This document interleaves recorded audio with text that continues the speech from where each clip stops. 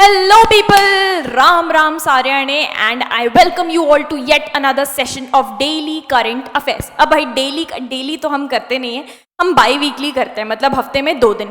पिछला सेशन आपका फ्राइडे को आया होगा और if I am not wrong Saturday को आया होगा. आज ट्यूसडे है, नेक्स्ट सेशन आपका आएगा फ्राइडे. इनके बीच में जो दिन निकलते जाते हैं उनको हम कवर करते जाते हैं. अब आज का करंट अफेयर्स, जिन लोगों को स्पोर्ट्स पसंद है उनकी तो चांदी है, क्योंकि पूरा भरा हुआ है सिर्फ और सिर्फ स्पोर्ट्स से. 2 इंपॉर्टेंट अवार्ड्स मिले, बाकी सारा का सारा sports and important days, that's all. Asian games चल रहे हैं और जहां बहुत सारे कैटेगरीज में इंडिया के लोग, इंडिया के एथलीट्स झंडे गाड़ रहे हैं, वही आज हम पढ़ने वाले हैं. उसके अलावा चुटपुट न्यूज थोड़ी सी इक्का दुक्का है एंड दैट्स ऑल. तो आज हम करने वाले हैं 6 अक्टूबर से लेके 8 अक्टूबर तक के न्यूज एंड करंट अफेयर्स सारे के सारे कवर. फटाफट से स्टार्ट करते हैं. सबसे पहले भाई SBI, state bank of India जो है हमारा, उन्होंने एक ऐप या जिसको डिवाइस बोल सकते हैं वो लॉन्च किया है. क्या करने के लिए? ईज करने के लिए या इजी करने के लिए लोगों के लिए बैंकिंग सर्विसेज यूज करना. जैसे हम हैं, अब हम टेक वाली जनरेशन है और मेरे बाद वाली जनरेशन तो और भी ज़्यादा टेक सैवी है ना. टेक सैवी वर्ड यूज़ करते हैं, सब आता है उनको.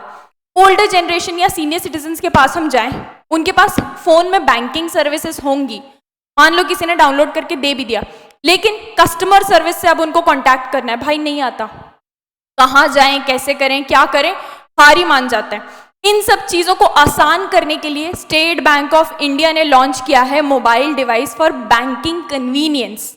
सिर्फ और सिर्फ कन्वीनियंस के लिए ये ऐप या ये डिवाइस लॉन्च किया गया है. अच्छा, हमको ये समझ में आया किसने लॉन्च किया, क्यों लॉन्च किया. अब मेन रीजन जो इसका है, ये reason why they launched it, वो है the entire background is to achieve financial inclusion.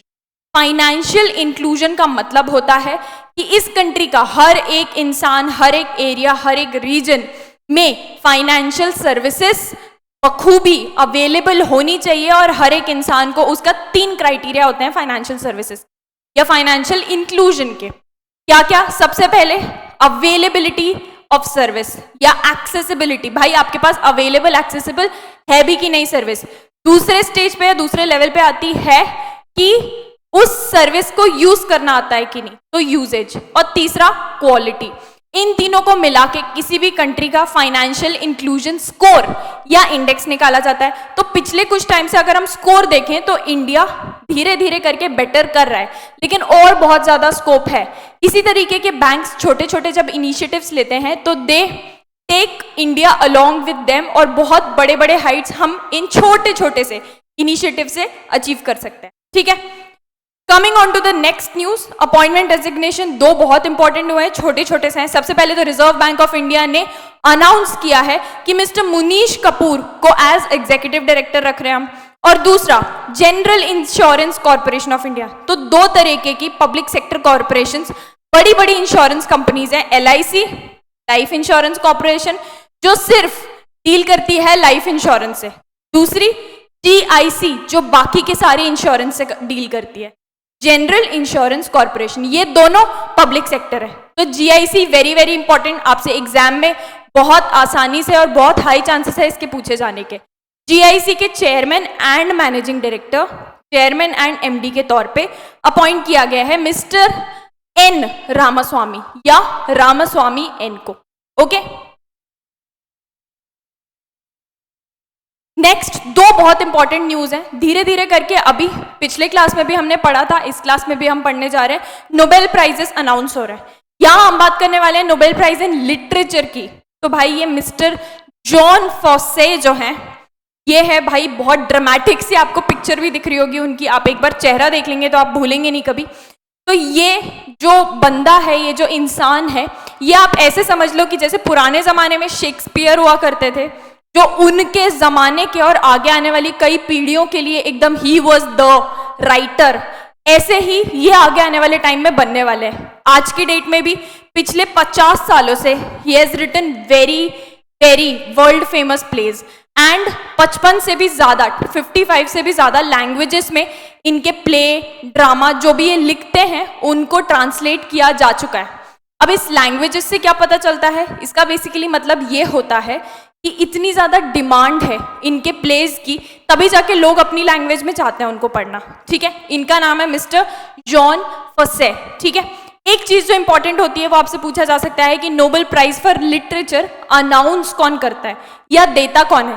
तो आप यहाँ सेकंड लाइन में देख सकते हैं, it is awarded by the Swedish academy, जो कि ऑब्वियसली कहाँ है, स्टॉकहोम स्वीडन में।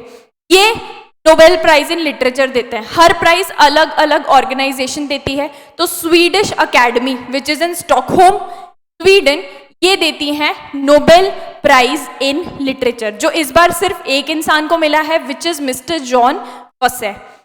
Coming on to the next important Nobel prize, again very important, Nobel peace prize, शांति पुरस्कार।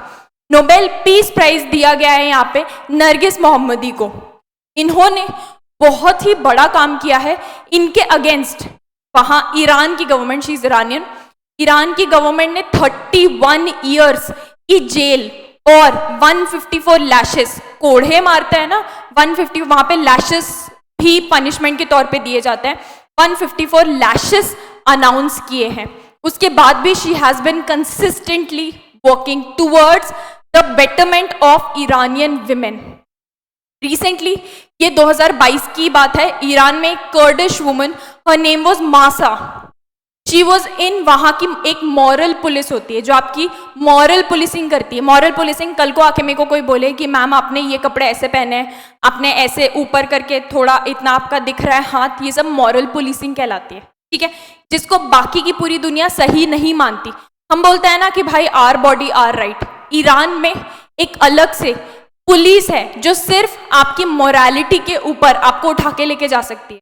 तो वहां की मॉरल पुलिस की कस्टडी में this woman, Kurdish woman, she died. तो बहुत बड़े लेवल पे प्रोटेस्ट उभर के आए थे, बाहर सड़कों पे ईरानियन लोग निकल आए थे, ऑल्दो वो पीसफुली प्रोटेस्ट कर रहे थे, फिर भी 500 से ज्यादा पीपल वर किल्ड, प्रोटेस्टर्स, और 2000 से भी ज्यादा घायल हुए थे। उन्होंने ये प्रोटेस्ट किस स्लोगन को लेके किया था, क्या नारा लगाया था? It was women life freedom, women life freedom, इस स्लोगन को लेके उन्होंने प्रोटेस्ट किया था। तो ये जिनके बारे में हम बात कर रहे हैं, मिस नरगिस मोहम्मदी, इन्होंने बहुत बड़े लेवल पे आवाज उठाई है और इन्होंने ईरानियन विमेन की आवाज बन के पूरी दुनिया तक पहुंचाई है। That's why she has been given Nobel peace prize, ठीक है। That's what she looks like. मैं ज़्यादातर टाइम पिक्चर्स इसलिए डालती हूँ क्योंकि आप एक बार देख लेते हो ना, तो कई बार वो इमेज आपके दिमाग में छप जाती है। आप इनको देख रहे हो, हर नेम इज नरगिस मोहम्मदी, तुरंत आपका दिमाग जाएगा ईरान के प्रोटेस्ट पे। तो इन्होंने क्या किया है, ईरानियन विमेन के लिए काम किया है, इसलिए इनको क्या मिला है, पीस प्राइज, ठीक है, नोबेल पीस प्राइज 2023। अब भाई फटाक से आ जाते हैं सारे के सारे एशियन गेम्स पे, बहुत सारे हैं। सबसे पहले स्टार्टिंग विद इंडिया ने गोल्ड मेडल जीता है ट्रैप मेंस टीम इवेंट में। ट्रैप क्या होता है? ट्रैप का ये जो गेम या स्पोर्ट का कंसेप्ट आया ना, इसके अंडर बेसिकली क्ले का, अब मिट्टी का, पहले राजा महाराजा के टाइम पे, ब्रिटिश के टाइम पे असली जानवरों को यूज करते थे, अब मिट्टी के ऐसे छोटे छोटे स्ट्रक्चर्स बना के, छोटे छोटे मॉडल्स बना के उनको ना मशीन से लॉन्च किया जाता है, और जो एथलीट होता है उसको निशाना लगा के हिट करना होता है टारगेट। तो इट्स अ मूविंग टारगेट, ठीक है, वो कहलाता है बेसिकली ट्रैप टीम इवेंट। अब टीम इवेंट है मतलब एक से ज्यादा इंसान पार्टिसिपेट कर रहे हैं। यहां पर दोनों ने झंडे गाड़े, Indian men's team as well as women's team. यहाँ पे मेंस टीम जीती है गोल्ड मेडल और विमेन्स टीम जीती है सिल्वर मेडल। आपसे ये पूछा जा सकता है कि भाई एशियन गेम्स 2023 हो कहाँ पे रहे हैं, तो आप बता देंगे ये हो रहे हैं हांगझो चाइना, हांगझो चाइना में। Very very very important question, कई बार स्पोर्ट्स से इस तरीके के क्वेश्चन भी आ जाते हैं। Coming down to the trap event, यहाँ पे मेंस टीम में कौन जीते हैं आप देख सकते हैं, मिस्टर किनन चेन्नई, दूसरा जोरावर सिंह संधू और तीसरे पृथ्वीराज तोंडामन। इन तीनों ने एज ए टीम पार्टिसिपेट किया था, ये गोल्ड जीते हैं। और विमेन्स की कैटेगरी में मनीषा कीर, प्रीति रजक एंड राजेश्वरी कुमारी, इन्होंने सिल्वर जीता है इस इवेंट में। नेक्स्ट भाई हमारी जो फेमस बॉक्सर हैं प्रीति पवार, वो 54 केजीज वेट की कैटेगरी में 54 केजीज वेट की कैटेगरी में she has one a bronze medal.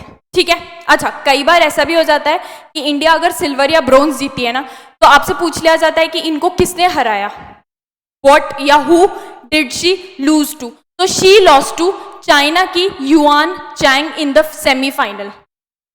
ठीक है, आपसे एथलीट का नाम भी पूछा जा सकता है तो आप बताएंगे युआंग चैन, और आपसे ये भी पूछा जा सकता है कि भाई ये जिनसे हारी वो किस कंट्री की थी, तो आप बताएंगे चाइना। कई बार जब इंडिया हारती है तो पूछा जाता है आपसे कि हारी है इंडिया या सिल्वर या ब्रोंज जीती है तो किससे सेमीफाइनल्स में हारी थी। Very very equally important question, तो आप इस पे भी ध्यान देकर तैयारी करेंगे और पढ़ेंगे। Coming on to the next news, football team भाई हमारी अंडर 19 झंडे गाड़ के आई है। कौन से इवेंट में? SAFF, south Asian football federation. इससे पहले भी कई बार इंडियन टीम बहुत ही उम्दा परफॉर्म कर चुकी है, so this is nothing new, nothing surprising. Under 19 की कैटेगरी की यहाँ पे बात हो रही है। आपसे पूछा जाए कि ये इवेंट कहाँ पर हुआ था, तो ये हुआ था काठमांडू। काठमांडू कहाँ पर है? इंडिया? बिल्कुल मत बोल देना इंडिया में नहीं है, काठमांडू इज इन नेपाल। ठीक है, यहाँ पे ये SAFF का फुटबॉल टूर्नामेंट हुआ था अंडर 19 कैटेगरी वाला, and that is where Indian team has won. Next, Arjun Singh and Sunil Singh Salam, ये जीते हैं ब्रोंज एशियन गेम में। किस कैटेगरी में? Mains canoe double. जिन लोगों ने कैनो डबल पता नहीं है या सुना नहीं है, एक पतली सी बोट होती है छोटी सी, उसमें डबल आगे पीछे बैठ के दे आर सपोज टू चप्पू चला के रेसिंग होती है, मेंस डबल कैनो। ठीक है, तो ये काफी ज्यादा कंपेरेटिवली इंडिया के लिए नया स्पोर्ट है, क्योंकि इंडिया इस सब में ज्यादा पार्टिसिपेट नहीं करती थी, हमारे पास एथलीट्स नहीं थे, बट इस बार हम इसमें भी ब्रोंज जीत कर आए हैं। कौन कौन था टीम में? मेंस टीम में it was Arjun Singh and Sunil Singh Salam. ठीक है, very easy to remember, Arjun and Sunil, इन दोनों ने मिलकर बहुत सही चप्पू चलाया एंड जीत कर आए हैं ये bronze medal. Next, hockey team. अच्छा, एशियन गेम्स में ना हॉकी का इवेंट भी होता है, और हॉकी में तो हम है ही महारथी, तो हॉकी में तो जीतने का सवाल ही पैदा नहीं होता। तो Indian team, Indian men's team basically hockey में एशियन गेम्स में जीत कर आई है, गोल्ड मेडल जीत कर आई है। आपसे पूछा जा सकता है कि इसके कैप्टन कौन थे इस टीम में जिन्होंने इंडिया को रिप्रेजेंट किया, तो इनके कैप्टन का नाम है कैप्टन हरमनप्रीत सिंह। अच्छा, हरमनप्रीत सिंह जी को ऑलरेडी एक अर्जुन अवार्ड भी मिल चुका है, और टोक्यो ओलंपिक्स में जो हॉकी की टीम गई थी उसके भी मेंबर थे ये। तो बहुत बहुत बहुत उम्दा और एक्सपीरियंस्ड खिलाड़ी इस बार हमारे कैप्टन बने थे, उनको अर्जुन अवार्ड ऑलरेडी मिल चुका है, स्पोर्ट्स का one of the highest awards माना जाता है। ठीक है, ही वॉज द कैप्टन, तो जीतना तो ऑब्वियसली निश्चित था, और जीते हैं। क्या जीते हैं? गोल्ड। किस इवेंट में? हॉकी में eight Asian games 2023 again, which is happening in हांगझो, China. अच्छा, बाय द वे इन्होंने हराया है जापान को, और इस जीत से ये प्रूफ हो गया है और ये पक्का हो गया है कि अगले साल का जो पेरिस में ओलंपिक्स होने वाला है उसमें इंडिया की टीम जाएगी ही जाएगी, और 4th गोल्ड मेडल फिक्स्ड है। ठीक है, नेक्स्ट, स्क्वॉश तो हमको ऑलरेडी पता ही है। स्क्वॉश मिक्स्ड, मिक्स्ड मतलब दोनों जेंडर के लोग पार्टिसिपेट कर सकते हैं। मिक्स्ड में इसमें कौन कौन गए थे? दीपिका पालिकल एंड हरिंदर पाल संधू, तो एक मैन एक वुमन, इन दोनों ने पार्टिसिपेट किया था, and they have again won gold medal. ठीक है, very very easy to remember names, Deepika and Harinder. किसमें? स्क्वॉश में। और नेक्स्ट, 4x400 मीटर, 400 मीटर जो रिले रेस होती है ना, उसमें एशियन गेम्स में अगेन इंडिया की team has won gold medal. अच्छा, यहाँ पे जब मिक्स्ड की टीम होती है तो 2 लोग हैं, तब तो एग्जामिनर आपसे एक्सपेक्ट कर सकता है कि आपको पता होना चाहिए उनके नाम या याद होना चाहिए। जब ये रिले की बात हो गई या 2 से ज्यादा टीम मेंबर्स है ना, तो कई बार आपको सिर्फ इतना याद रहना चाहिए कि इस इवेंट में इंडिया जीती। ये रटने की जरूरत नहीं है कि कौन कौन एथलीट्स, क्योंकि वो जनरली आपसे नहीं पूछा जाएगा। जैसे यहाँ 4 एथलीट्स थे, आपसे नहीं एक्सपेक्ट किया जाएगा कि आपको याद रहे। अगर एक्सपेक्ट किया भी जाएगा तो वो बहुत फिर हाई लेवल हो गया कि मतलब कुछ बाहर जाकर ही एग्जामिनर करना चाह रहे हैं। आपको ज्यादा से ज्यादा ये एक्सपेक्ट किया जाएगा कि आपको पता होना चाहिए 400 मीटर रिले में कौन जीता है, तो आप बता देंगे इंडिया। ठीक है, next and last sports news, India की ज्योति सुलेखा वन्नम बहुत इंपॉर्टेंट जीती हैं इन्होंने, ऑलमोस्ट हिस्ट्री क्रिएट की है किस चीज में, gold medal in women's individual compound archery. Compound archery अब क्या होती है, पहले जमाने में आर्चरी जो होती थी उसमें नॉर्मल ऐसे आर्क या धनुष यूज करते थे और नॉर्मल निशाने लगाते थे, अब बहुत हाईटेक हो चुके हैं, तो एक पूरा लेवरेज और पुली सिस्टम, साइंस में पुली पढ़ा था ना, पुली पूरा यूज होकर फिर इतना ज्यादा मस्त तरीके की आर्चरी उसको बनाया जाता है, बो एंड एरो बनाया जाता है कि उस बो को यूज करके आप जब छोड़ते हो ना तो आपको जरा सा पुल करना है और वो बहुत तेज जाता है और बहुत तेज जाकर टारगेट की एक्यूरेसी और भी ज्यादा बढ़ाता है। तो अब इस तरीके के बो यूज किए जाने लगे हैं, इनको बोला जाता है कंपाउंड आर्चरी, ठीक है। इसमें इंडिया की ज्योति जीती है gold medal, very very very important news. And last but not the least, kabaddi team, women's kabaddi team India की अगेन एशियन गेम्स में जीती है गोल्ड मेडल। तो गोल्ड की तो भाई झड़ी लग चुकी है और हर जगह जहां जहां इंडिया गोल्ड जीती है, that you need to remember, क्योंकि आपके एग्जाम पर्सपेक्टिव से बहुत ज्यादा इंपॉर्टेंट है।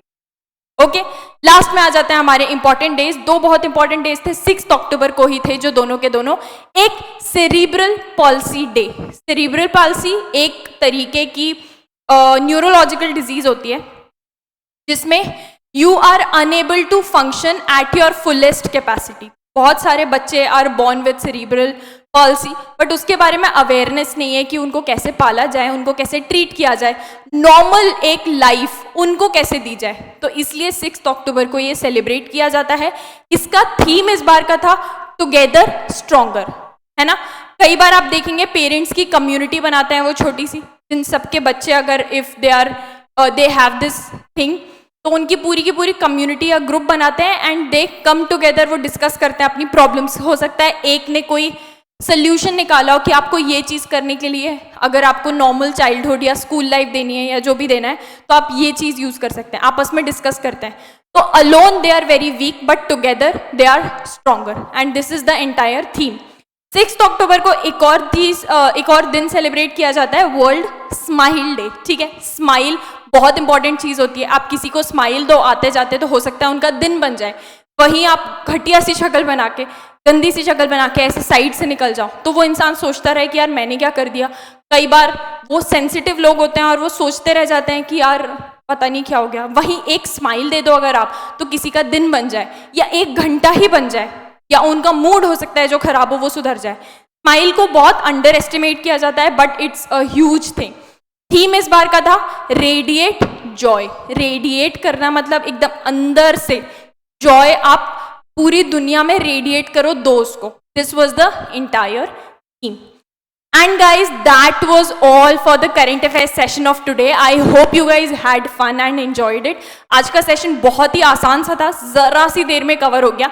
नेक्स्ट हम मिलते हैं फ्राइडे को, तब तक के लिए हंसते रहिए, मुस्कुराते रहिए और प्लीज प्लीज प्लीज रिवाइज करते रहिए।